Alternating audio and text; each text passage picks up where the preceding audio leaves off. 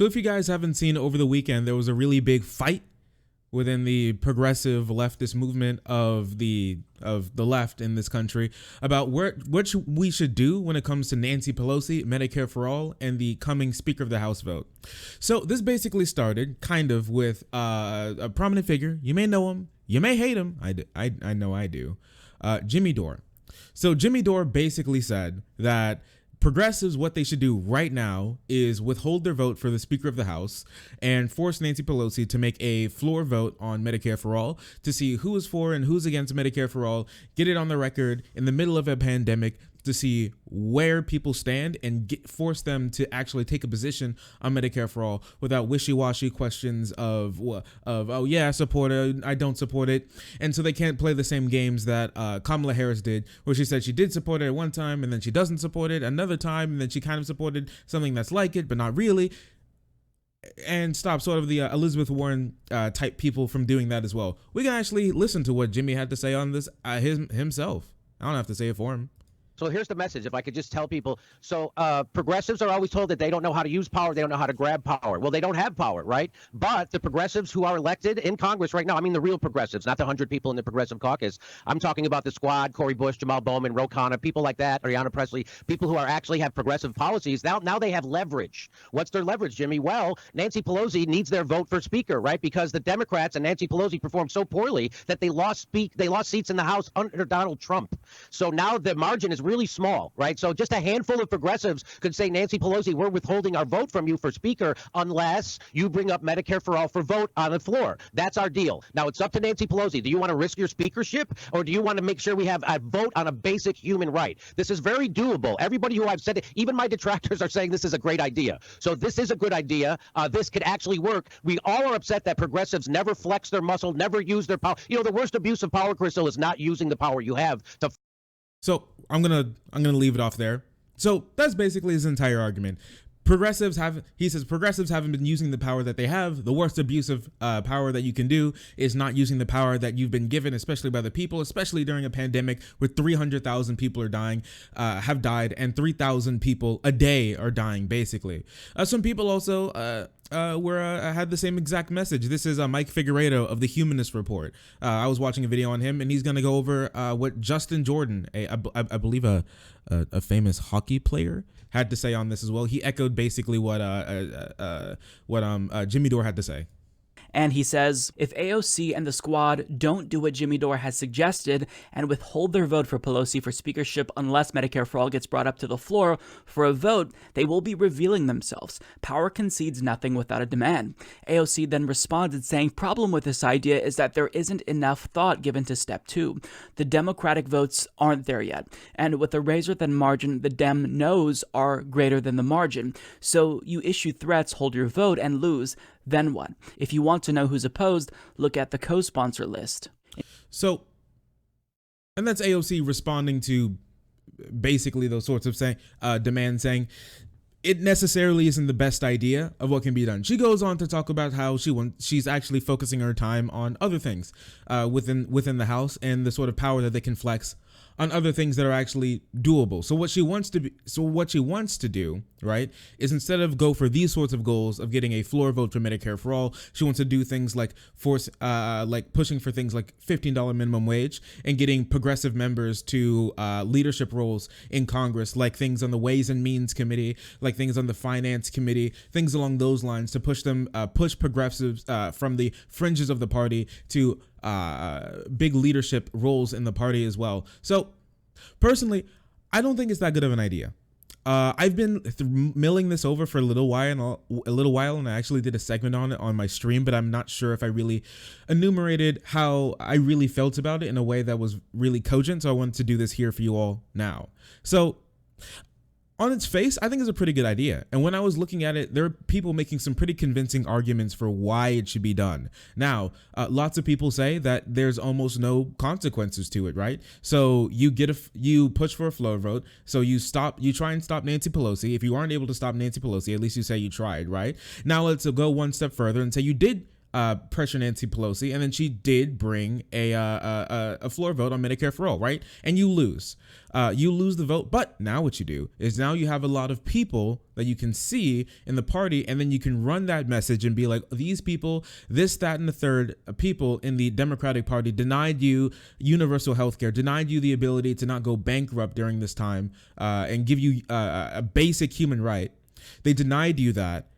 During a massive pandemic. And if you aren't going to push for it now, they would say to people like AOC and other progressives and leftists and whatnot, when will you push for it? Again, let's say you push for Medicare for all and you win, right? You win the vote. You are able to get it, and then it loses in the House, and then you actually are able to push through a lot of change. The Overton window has shifted. Hell has frozen over. Nancy Pelosi now supports the bill, something along those lines, and you actually are able to use your muscle to do something really good, even though it won't pass. Now, I think all of these arguments are pretty cool and on its face, really interesting.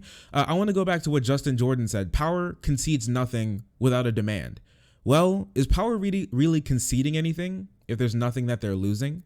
That's the real question that I've been milling over for a little while, because while the original arguments do sound good, are they really losing anything? What, like AOC said, we know who's not for Medicare for all already, because you can check the co-sponsors list. This was a massive talking point for the entire presidential election season. Bernie Sanders, Jay Inslee, lots of people up on stage trying to pretend to look like Bernie Sanders while running for the presidential election.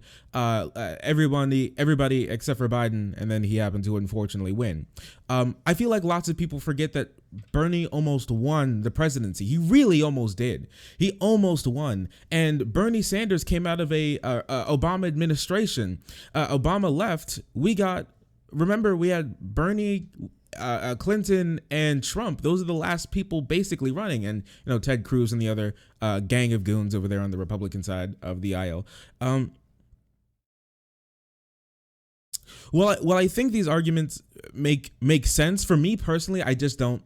They just don't hold water to me. There are like so many ways that this could go wrong. And I feel like lots of people are focusing on what can go right for the left, but they really don't think about what can go wrong. I mean, you forget that we're up against a massive media establishment, not just the elected elected Democrat establishment. We're up against the media establishment as well. And I feel like lots of people don't take into consideration how poorly progressives can lose the narrative, right? Lots of people talk about how the American populace, like Medicare for all, want to move in a single payer way, and that's true. They do. We can look at this poll right here from Pew Research talking about how 65% of all voters call healthcare a very important issue right now for voting, right? But the numbers kind of get a little bit,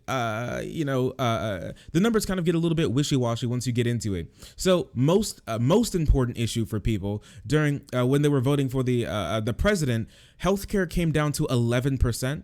And then it fell to 62% of Democrats and 37% of Republicans who thought healthcare was the most important issue. Also, a Gallup poll for November shows that, where is it?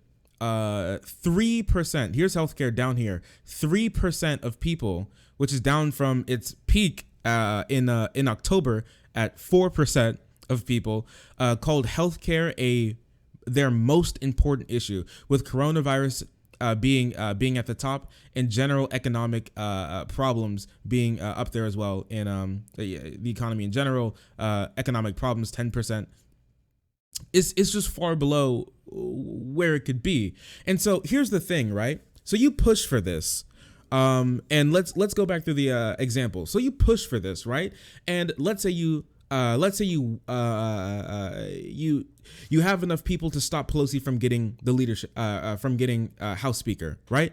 So you don't necessarily deprive her from getting speakership, because right now, when it comes to House rules, basically you have to get a majority of votes. That means 218 people to vote for you, and that doesn't mean that Pelosi just will lose the speakership to the Republican. That would be an even worse scenario, to lose to Kevin McCarthy. I'm not sure if that's necessarily worth it right now, because there's no possible way. Remember, there's no possible way of Medicare for all passing because Mitch McConnell will stop it. So take that out of your mind. Medicare for all will not pass the current administration. It just won't happen, and Joe Biden will veto it. We know this to be true. So in the current House lame duck session right now, with McConnell in the Senate, with Nancy Pelosi running the House, we have this vote, right?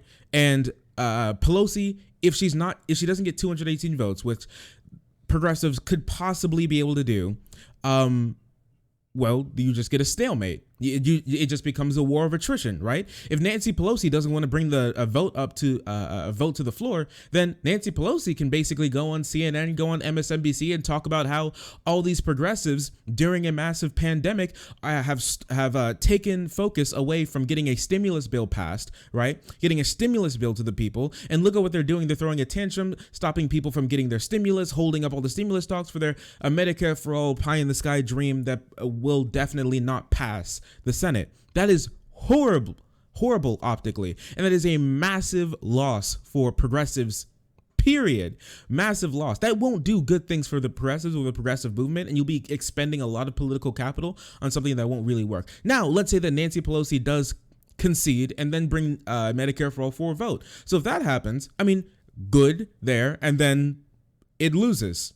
It will lose because there are more people who don't co-sponsor Medicare for all than people who do. Right now, I think it's 118 people. And if Pelosi tells everybody who's in anybody in the House who has a leadership position, if you want to keep your leadership position, don't vote for Medicare for all. And then it loses, I don't know, like 70 to 200 something. That's really like 70 to like 300 something. That's really not a good look whatsoever. And then you will be expending all of this political capital. You'll be taking all this time and energy away from the stimulus bill that's going on right now for this project that would lose horribly and also be dragged, and that you would be dragged for in the media. People forget progressives don't have that much power right now. They don't even, and they compare a lot of progressives to the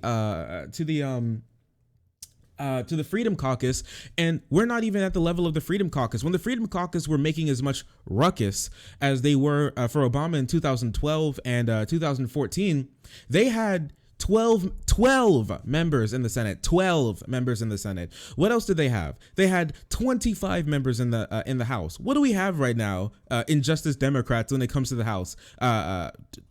12 maybe people in the House, and what? One in the Senate, like Bernie Sanders, maybe Elizabeth Warren. Maybe is Elizabeth Warren part of Justice Democrats? I'm honestly not sure. I don't know. You know, I don't know. We have like one there. There's no possible way it could pass. No possible way. So what do we do with the power that we have? What do we do with the leverage that we have, right? Because I feel like a lot of this animosity that's coming towards AOC and the squad and everybody else is on the idea that progressives should be doing something right now. Something should be going on. Absolutely anything should be going. Do something, right? People are tired of taking L's. People are tired of nothing happening. We elected these progressives into Congress, so they should be doing something, right? And I absolutely agree. But the problem is, I'm not sure if this is necessarily the fight that they want to take. And I'm not going to sit here and tell you that this isn't the right time to do anything, because it absolutely is. But I'm not sure if this is the fight that we can take. And I don't want to start any real big fights with any other progressives, right? Or leftists, or whatever denomination of left wing that you want to call yourself. I don't want to start too many fights, because I completely sympathize with you for wanting something to be done, since the Democrats did so incredibly poorly that they lost seats under Donald Trump. You know, I'll echo Dore when it comes to that. They lost seats under Donald Trump. Now that the loss of seats increases the power that the real progressive caucus really has, the Justice Democrat, Our Revolution caucus has. But the problem is, right, this situation is far more complicated than a lot of people I feel like really make it out to be, because one other massive issue is Nancy Pelosi's austerity measures in the House. So Nancy Pelosi rams through an austerity provision into the House rules package over objections of progressives. Now, this is a pay-as-you-go rule that Pelosi implemented in 2018 after the Democrats took back the House, that basically says if you pass anything that costs any amount of money, if it's deficit spending, then what you have to do is pass a tax bill or tax cut along with it to even out the budget at zero. This is a conservative measure, all right? This basically stops Medicare for all, Green New Deal, an infrastructure bill, any of these sorts of things from passing on any sort of deficit spending from the Democrats, period. So what happened? So Republicans were able to take back the House, cut spending, cut taxes, do a massive deficit spending, all right? And what did Pelosi do? She came in and stopped progressives from doing basically the same thing, stop Democrats from doing the same thing, from passing bills, deficit spend to make the country a better place. This is the classic example of Republicans spin the wheel to the right and Democrats stop it from moving to the left. So if you want something tangible, right? So this bill basically stops Medicare for all from even possibly getting passing, even if we had all the branches of government and it was possible for it to go through. This stops it in its tracks. How about if you're going to hold up the speaker vote at all, stop this from passing, say we're not going to vote for you if you allow this austerity bill to pass, period. It won't be happening. You won't be able to do that, because even in other bills that have bipartisan support, at least have more Democratic support in the House, like an infrastructure bill, you won't have to force through taxes on lower income people, taxes at all. You can deficit spend to get these things through to help stimulate the economy to make people's lives better. How about that? How about right now, remember how we're talking about stimulus bills? I brought up stimulus bills. They keep pushing these stimulus bills without any stimulus checks in them. So right now, the bipartisan stimulus bill that's being pushed now is chock full of horrible provisions, some that limit the power of the 1964 Civil Rights Act, things that limit the power on regulation, on big businesses, and stop their liability for when they put their workers' lives at risk. How about do things like that? That is a tangible thing that we could do right now to make people's lives better, that will absolutely have a better chance of passing, and we can flex our energy in that way to make sure that we can make people's lives better now. And also, lots of people bring up and stop thinking about how progressive members of the House being in massive influential leadership roles in the House and the Senate really mean. Lots of people hand wave it and saying that it's just a career move. It's not a career move. Making sure that progressives are have leadership roles in these committees people forget that these committees have massive amounts of say over what happens and how bills come to the floor and what's in them and what passes and what doesn't. This is a massive departure from incrementalism and doing nothing. This is a big thing that have happened that I feel like a lot of people are hand waving and not even taking into consideration, making sure that if you're going to hold up the vote, how about do something like that? Say, you must ensure that progressive members of the House get to these sorts of positions in Congress to make sure that when bills do come to pass, let's say best case scenario, Democrats tie 50-50, they're able to get both the seats in Georgia, and they're able to pass things. Having progressive members in these House committees makes it far more likely that they're going to, at the very least, not be as conservative and horrible policies that come through with these bills, so they won't be chock full of conservative, blue dog, moderate Democrat, shitty ass policies as they could have been. All of these things that I've mentioned here, all of these things are far more popular. All of these things are far more easy to pass, and all of these things are far more effective for making people's lives better now than the vote on Medicare for all that will absolutely have no chance at all for passing. We already know who's not for Medicare for all. The simplest thing that they could possibly do right now is co-sign Medicare for all, and we only have 118 possible members who's a part of it, and that number could very, very much shrink if given the opportunity. Republican-light Democrats are digging their heels in on this issue, and we already know. If you want to know if your Congress member supports Medicare for all, ask them, okay? Lots of conservative Democrats are very proud in their opposition to giving people health care and making sure poor people don't have to choose between cutting pills and keeping the lights on. They're really proud of that. We already know where lots of people stand on it. This is not that difficult. I agree with pushing the Democrats. I agree with holding all of our Congress members accountable for what they say that they can run on. I'm not saying that you can't criticize AOC and the squad, and the rest of progressives in Congress and in your House legislatures, in your state legislatures, in your city council members for doing these sorts of things, this and that. I'm not saying that. But what I am saying is it's not as simple, it's not as cut and dry, and it's not as easy to get this done. It's not as easy to get this passed. It's not as easy and as effective and as a clean cut as just holding a vote, holding Pelosi to do this, holding a vote, and then you have people on the record now when it's not even that big of an issue right now for a lot of voters.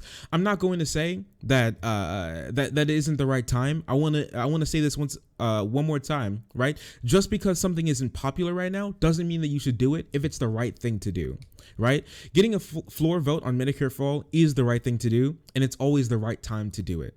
The only problem that I'm saying is that there are other things that we could be doing, other things that we could be using our leverage on that we have right now in the future to make sure that we are in a better position to get Medicare for all passed and get other progressive policy through right now that is more effective, more meaningful, and more cogent to what progressive ideals are, rather than just spectacle, which I think this is errs more on the side of spectacle than anything else when it comes to this bill in particular. So that's what I have to say about that. Let me know if you think that I'm wrong. You can, I'm open to hearing if I'm wrong or anything. You can always email me. Let me know in the description of the video. Just hit me up. I look at a lot of comments. So just let me know. That's where I stand on it. I am 100% behind the fight. If they try and do this, you know what? I'm gonna be behind them, saying that I think that they should do it. But I do believe that there are other things that we could be doing right now that is better for getting progressive policy through than just Medicare for all right now.